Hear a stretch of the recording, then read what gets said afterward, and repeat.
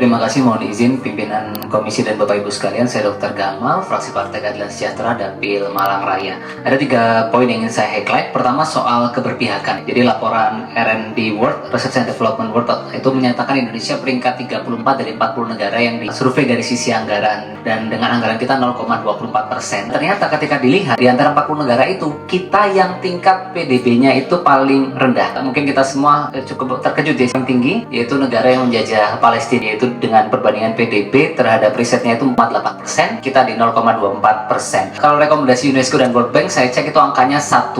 Artinya ketika kita cek PDB kita 19,58 triliun, maka seharusnya dana riset kita itu 195,8 triliun. Mungkin dalam konteks kami di budgeting, Bapak Ibu bisa memberikan rekomendasi begitu. Kira-kira dana riset itu berapa yang paling tepat untuk kita masukkan dalam anggaran. Dan kalau kita lihat lebih dalam, ini Cina itu 70% dosennya IT, bukan mengajar.